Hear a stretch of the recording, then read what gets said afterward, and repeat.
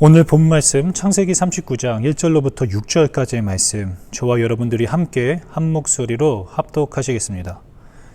요셉이 이끌려 애굽에 내려가매 바로의 신하 취니 대장 애굽 사람 보디발이 그를 그리로 데려간 이스마엘 사람의 손에서 요셉을 산이라.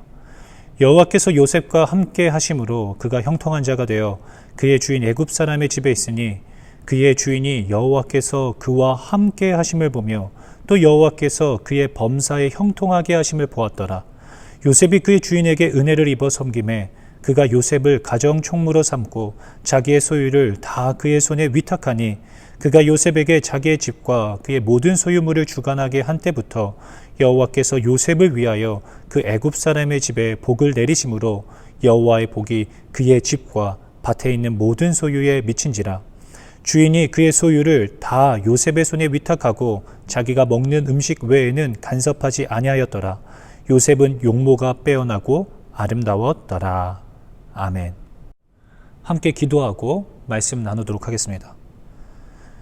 주님, 저희들을 긍휼히 여겨 주시옵소서. 각자의 삶의 자리에서 어찌되었든 예배하며 믿음으로 살기 위해 씨름하는 주의 자녀들을 불쌍히 여겨 주시옵시고, 이 시간 주님 말씀해 주셔서 어디에 있든 전하는 자나 듣는 자나 모두 주의 성령 안에 하나 되게 하시며 한 성령으로 충만케 하여 주시옵소서. 모든 것 주님께 탁드리오며 살아계신 예수님의 이름으로 기도하옵나이다. 아멘. 여러분, 다시 이렇게 본당에서 여러분들을 만나 뵙게 되었습니다.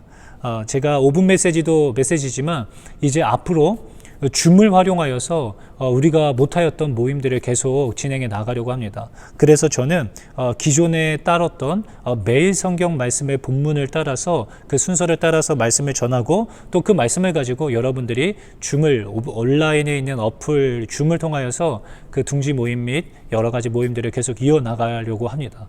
그래서 오늘 이렇게 영상을 본당에서 말씀을 전하는 것으로 선택하게 되었습니다. 오늘 본문은 우리가 너무나 잘 아는 이야기, 우리 요셉의 이야기 너무 잘 알고 있지 않습니까? 잠시 간략하게 오늘 본문의 배경을 다 아시는 분도 계시지만 모르시는 분들도 계시기 때문에 오늘 본문의 말씀의 배경을 잠시 한번 살펴보도록 하겠습니다. 야곱에게는 12명의 아들, 요셉이 아니죠. 야곱에게는 2명의 아내가 있었습니다. 2명의 아내가 있었는데 그 2명의 아내를 통하여서 그 아들들, 12명의 아들들을 낳게 되어집니다. 그 중에 이 요셉은 11번째 아들이었습니다. 그런데 야곱에게 있어서 가장 특별하고 야곱이 가장 아꼈던 아들은 바로 이 요셉이었습니다. 그러다 보니까 여러분, 이 요셉만 너무 노골적으로 이 요셉이 너무 사랑하고 이 야곱이 너무 사랑하고 아꼈던 것이에요. 그러다 보니까 이 형들로부터, 다른 형제들로부터 이 요셉이 질투를 받게 됩니다.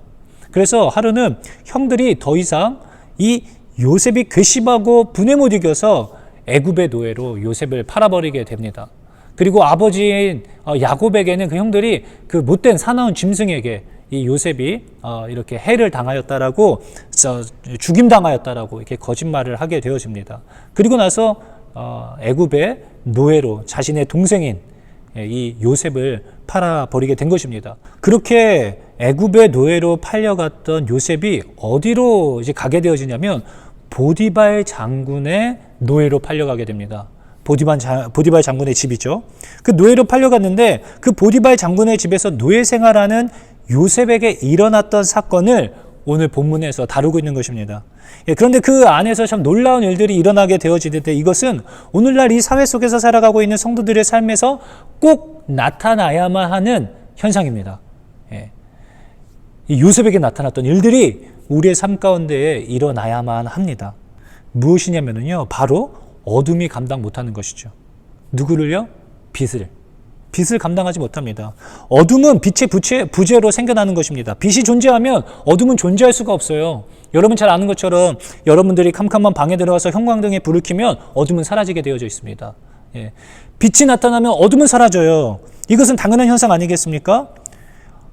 오늘 본문에서도 마찬가지로 요셉이라고 하는 빛이 어둠과도 같은 상황에 처해지지만 결국 이 빛이 어둠을 내어쫓고 환하게 빛으로 요셉이 머물고 있는 공간을 채워버리게 되어집니다.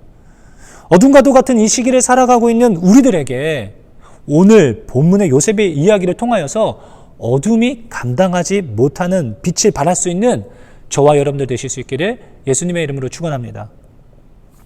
자, 첫 번째, 오늘 하나님께서 우리에게 주시는 첫 번째 메시지는 무엇인가? 바로 하나님께서 함께 하시는 형통한 자는 주변 사람들이 보고 느낀다라는 것입니다. 다시 한번, 하나님께서 함께 하시는 형통한 자는 주변에 있는 모든 사람들이 보고 느끼게 되어져 있습니다.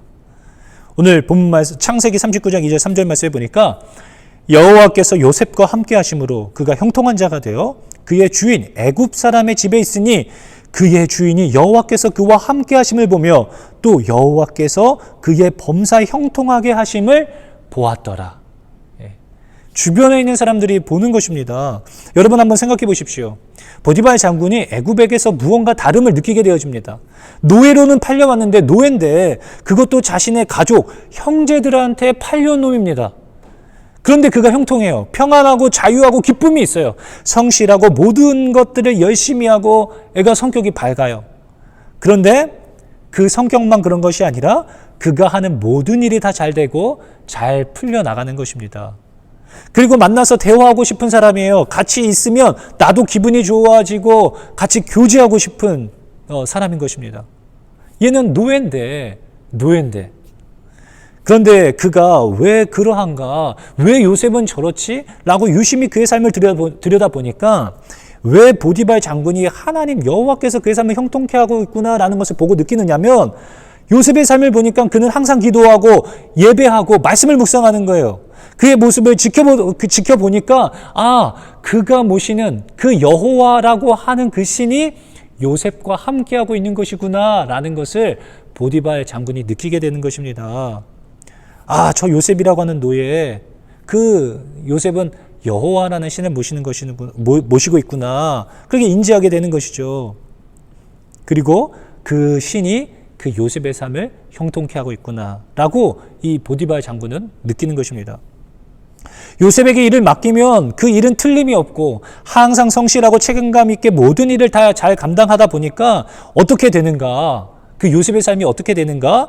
노예임에도 불구하고 오늘 4절 말씀에 보니까 요셉이 그의 주인에게 은혜를 입어 섬김에 그가 요셉을 가정 총무로 삼고 자기의 소유를 다 그의 손에 위탁하니 모든 걸 맡기는 것입니다. 믿음이 가는 거예요. 믿음이 가고 그 사람이 좋으니까 모든 걸 맡길 수가 있는 것이죠. 여러분, 제가 사역을 하다 보니까 그런 친구들이 있어요. 같이 둥지에 얘하고는 좀 꼭 넣어달라는 거예요. 그런데 이상하죠? 공통적이에요. 같은 둥지에 들어가고 싶은 친구들은 공통적으로 그 사람이 지목되어집니다. 어디에 누구 가느냐고, 어디 모임을 갈 때도 걔 가요? 라고 물어보는 거예요. 매력적인 사람. 이런 친구들이 이제 보통 저는 사역하면서 이제 새가족부 담당으로 이제 이렇게 배치되어지게 되죠. 매력적인 사람. 새가족들이 와서 그런 친구들을 보면 나도 이런 공동체, 이 공동체가 이런 친구들이 있는 거구나라고 느끼게 되는 거거든요. 이런 사람들을 보통 우리는 뭐라고 부릅니까?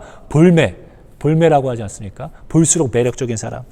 그리고 인플루언서라고도 표현하죠. 영향력이 있고 매력적인 사람. 이런 사람들은 주변에 있는 모든 사람들에게 믿음을 주고 신뢰를 주고 안정감을 주고 함께 있고 싶어집니다. 그러므로 그에게 모든 걸 맡길 수가 있게 되어지는 것이죠.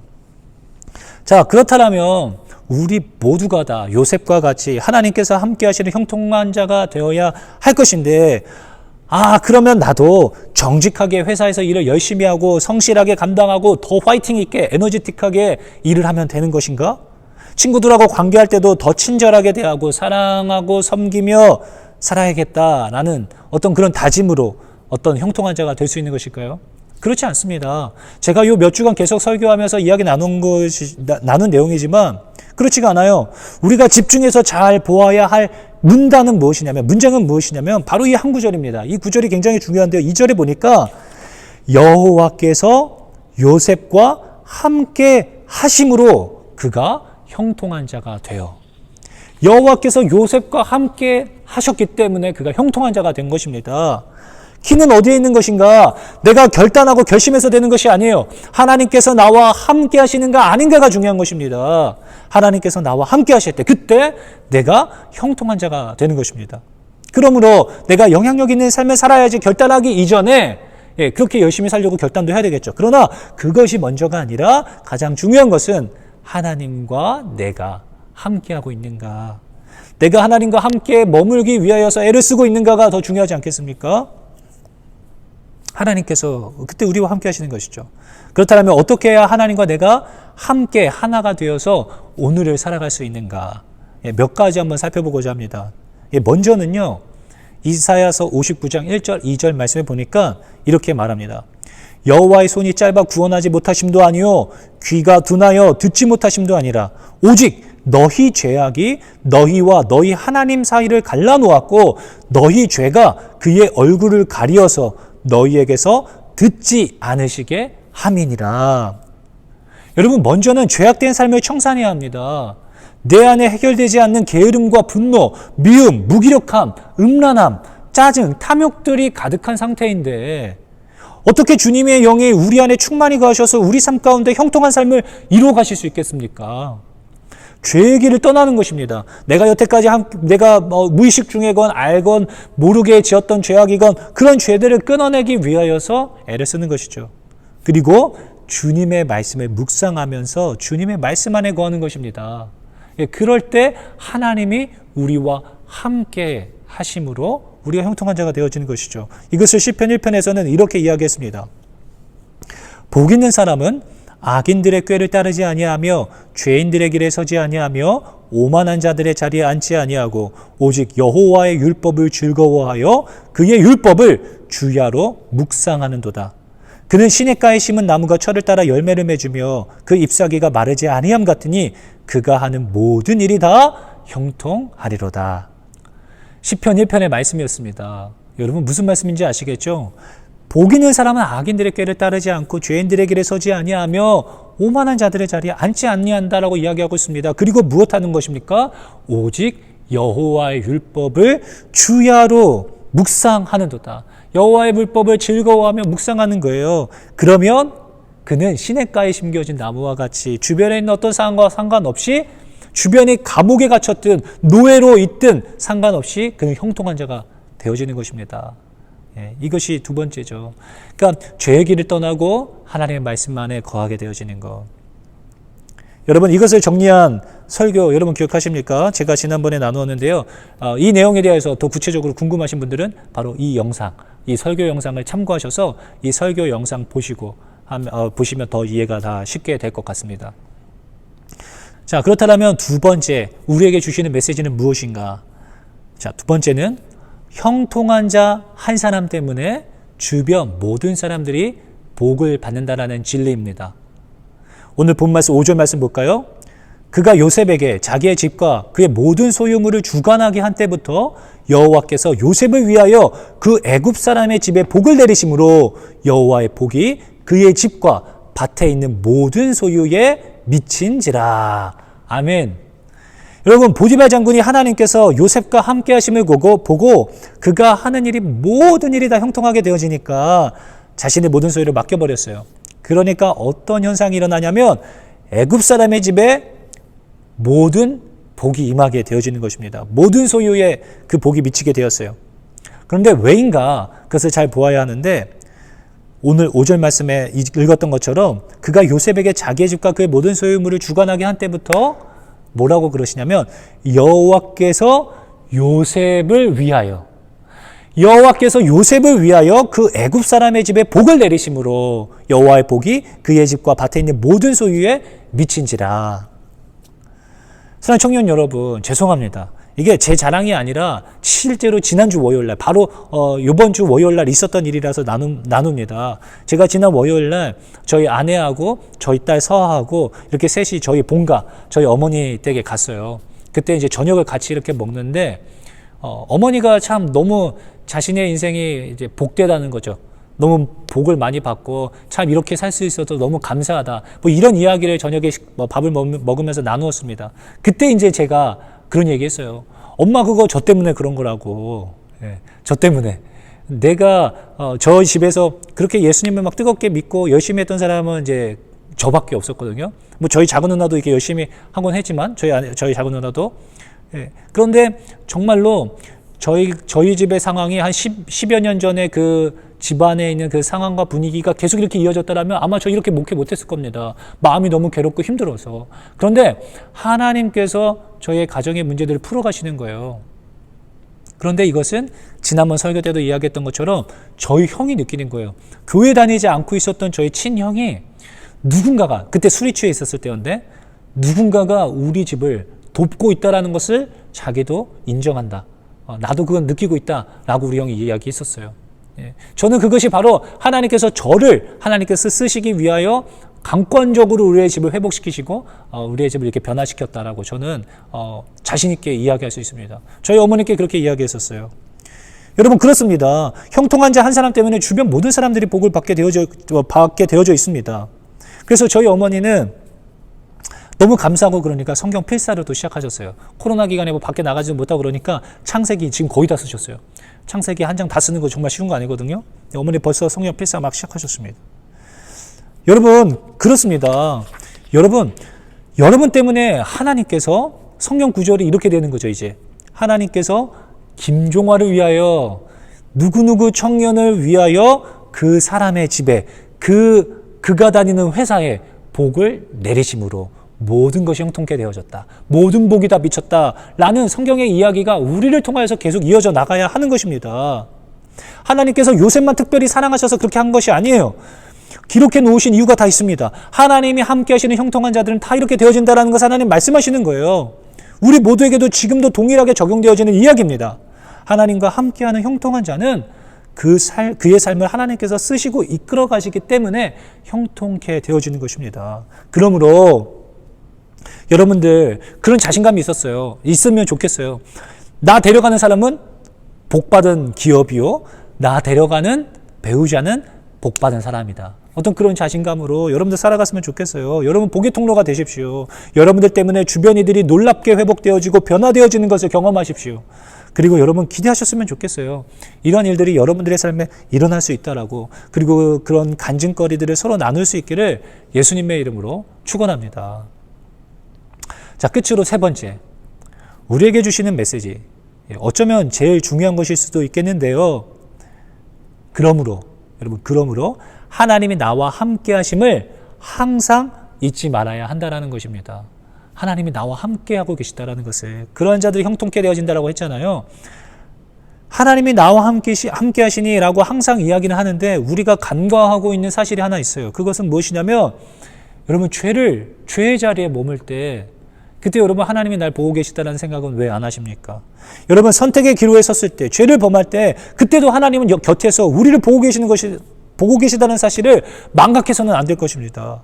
죄를 범할 때 아무도 없다라고 생각하는 거예요. 너무 편안합니다. 성령님이 우리 안에 불쾌해하시고 불편해하신다라는 사실을 애써 외면하는 것입니다. 오늘 요셉은 인생 초유의 유혹을 경험하게 되어집니다. 오늘 읽지는 않았지만 그 이후에 어떤 일들이 일어나냐면, 요셉이 너무 형통한 자고 그러니까 매력적이고 주변에 있는 모든 사람들에게 선한 영향을 끼치고, 성경에 읽어보면 용모가 빼어나다 라고 기록되어져 있거든요. 그러다 보니까 보디발 장군의 아내가 유혹하는 거예요. 동침하자고. 여러분 생각해 보세요.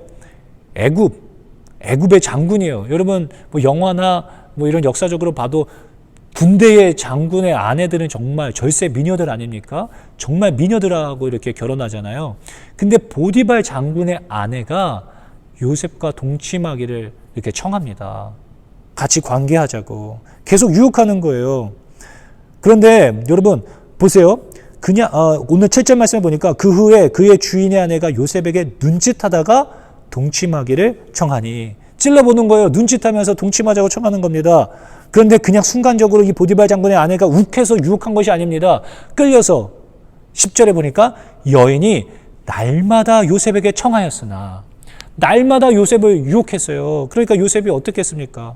근데 요셉이 듣지 아니하여 동침하지 아니할 뿐더러 함께 있지도 아니하니라. 시편의 1편의 말씀이 9절에 떠오르지 않습니까? 죄의 길에 오만한 자의 악인의 자리에 앉지도 않는 거예요. 요셉이 노예로 팔려가는 시점을 대략 18세 정도로 보고, 최종 감옥에 갇혀서 이제 나오고 나서 애굽의 총리가 될 때의 나이를 한 30살로 보거든요. 지금 이 절세 미녀인 보디발 장군의 아내가 유혹하는 이 요셉의 때가 언제입니까? 가장 혈기 왕성할 때 아닙니까, 여러분? 여러분들 다 알잖아요. 청년의 때예요. 이때 정욕에 부릴 때 이끌을 때 그런 때 날마다 유혹하는 것입니다. 여러분 어떻게 유혹했을지는 제가 여러분 상상에 맡기겠습니다. 그런데 이 요셉은 같이 있지도 않는 거예요. 그 여자만 있다 싶으면 같이 있지도 않고 그냥 떠나버리는 것입니다. 예. 요셉이 바보여갖고 그랬을까요? 성욕이 없어서 그랬을까요? 죄를 짓고 싶지 않아서 그런 걸까요? 그게 아니에요. 뭐냐면 보디발 장군이 나를 믿고 모든 것을 맡겨주었기 때문에 그를 배신할 수 있어서가 아닙니다. 바로 나와 지금도 함께하고 계시는 그 하나님께 죄를 범할 수가 없었던 것입니다. 왜냐? 하나님 지금 나와 함께하고 계시니까. 창세기 39장 8절 9절 말씀. 요셉이 거절하며 자기 주인의 아내에게 이르되 내 주인이 집안의 모든 소유를 간섭하지 아니하고 다 내 손에 위탁하였으니 이 집에는 나보다 큰 이가 없으며 주인이 아무것도 내게 금하지 아니하였어도 금한 것은 당신뿐이니 당신은 그의 아내임이라. 그런즉 내가 어찌 이 큰 악을 행하여 하나님께 죄를 지으리까. 하나님께. 보디발 장군은 중요한 게 아니에요. 그보다도 더 중요한 것은 내가 어찌 하나님께 이 죄를 짓겠습니까. 엄청난 고백 아닙니까? 여러분 코람데오라는 단어 아시죠? 하나님 앞에서 라고 하는 라틴어입니다. 모든 일을 하나님 앞에서. 코람데오.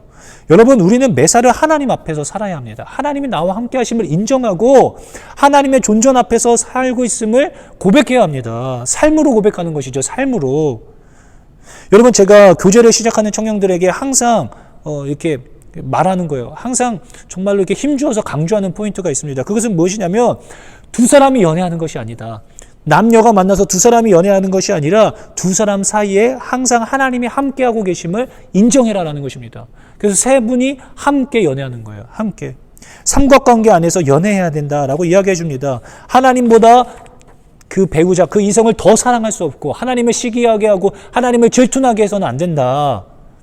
하나님이 마치 안 계신 분인 것처럼 상대방을 존중하지 않고 배려하지 않고 교제할 수 없다. 여러분 그렇잖아요. 만약에 담임 목사님이 아니면 상대방의 부모님이 같이 계신데 그 앞에서 그 사람을 상대방 배우자를 다툼하거나 그럴 때 막 함부로 대하지 않잖아요. 어른이 있으니까 말하고 싶은 말도 참고 그러잖아요. 마찬가지로 하나님이 함께 계심을 인정함으로 존중하고 배려하면서 배우자를 존귀히 대하는 것입니다. 더불어서 여러분 스킨십을 할 때도 마찬가지예요. 두 사람만 있다고 아무도 없다고 생각하고서 연애할 때 허락되지 않은 관계 안에서 스킨십하는 것, 여러분 그 하나님 앞에서 그럴 수 없다라는 것을 인정해야 돼요. 그것을 삶으로 고백하는 것입니다. 그러므로 여러분 지금 교제하는 형제 자매님들, 하나님이 지금 나와 함께 하시고 그 교제 안에서 다 함께 하고 있다는 것을 인정하는 거예요. 삶으로 고백하는 것입니다. 그때 더 아름답게 연애할 수 있게 되는 것이죠. 여러분 요셉과 같이 선택의 기로에 섰을 때와 같이 누가 보고 안 보고가 중요한 것이 아닙니다.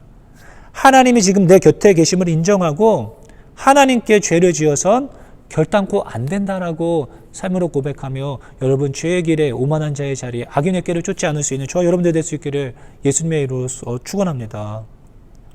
여러분들에게 지금 요셉과 같이 정말로 너무나 달콤한 유혹 아니었겠어요? 강력한 유혹? 그런 시험거리가 여러분 있으십니까? 뻔히 죄인 것을 알면서 마음이 불편해요. 하나님께서 싫어하신다는 것을 알면서도 지금 고민하고 있는 죄의 문제들이 있으십니까? 선택의 기로에 놓여져 있는 거 있어요? 교묘히 타협하면서 그 유혹의 눈짓에 넘어가서 범하고 있는 죄악들이 있습니까? 여러분 하나님이 보고 계십니다. 하나님이 다 보고 계세요.